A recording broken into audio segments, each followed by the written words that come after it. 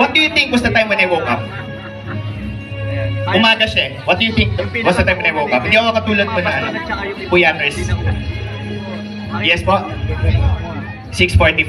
Very precise. Yan ang gusto kay Kuya Mark. Always the exact details. 6:45. And Kuya Tam, I can barely recognize, medyo malaki siya ilaw. If you're going to choose one luckiest number among all the numbers here, Lotto numbers, what would that number be? The luckiest number for you? 45? 45. So all three choices. Okay, so we have here all three choices. Now, can I go to you judges? Okay, taas. Just again. I'll be comparing, I have a list here. I'll be comparing my list here. Okay po. Okay. There you go. I have here a list. Compare natin yung list ko doon. Sir Carl, malinaw po ba ang mata? Thank you. I have here in my notes, I have here celebrities. Mga celebrity. Can you please attest kung iba-iba yung mga celebrity? Kaya pong basahin? Iba-iba siya. We have 1 to 100 different celebrities. Sir Alan, can you please attest na iba-iba siya? Iba-iba siya? Okay. Now, iba-iba siya. Now, sino po yung namili? The luckiest number for you is 45. Now we go to 45, Sir Carl. 40.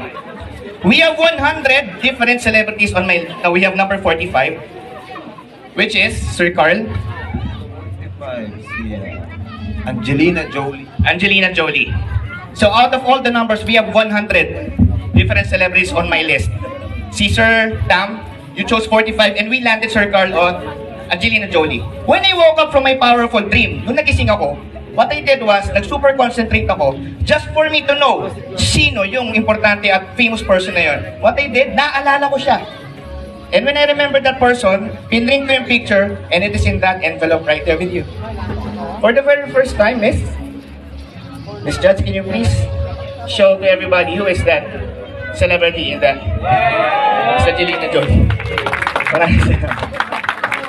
And ito, I'm really not sure about this, Sir Carl. I'm really not sure, ma'am. Oh, I'm really not sure about this. Kasi si Kuya Mark, medyo precise talaga siya. Anong oras ba sinabi? 6:45. Tignan natin kasi when I woke up, what I did was, I stopped my watch so that I'll be reminded of the time. Pwedeng mali, pwedeng tama. Paki-check po anong oras yung nasa relo. What's the time, Sir Carl? 6:45. Maraming salamat po. And to finish this up, of course, I have to show you the details of my very powerful team. Can I have a picture, ma'am? Pwede mag-itago a souvenir? Basta kapalit ng picture mo rin. Charot. Pwedeng totoo. Pwedeng totoo. Charot lang, charot lang. Alright guys, so, inside this crystal, may limit ako 7 minutes, huwag kayo magulo. Inside this glass case, crystal case, it's an envelope that contains the details of my powerful dream. Now, I'm going to show you the details. I'm going to give this to one of the judges. I'm going to open it now. Guys, nothing on my hand. Let's get the envelope. And I want one judge to please counter check. This contains the details of my dream inside this powerful envelope. Miss Antoinette, can you please do the honor? We only have one.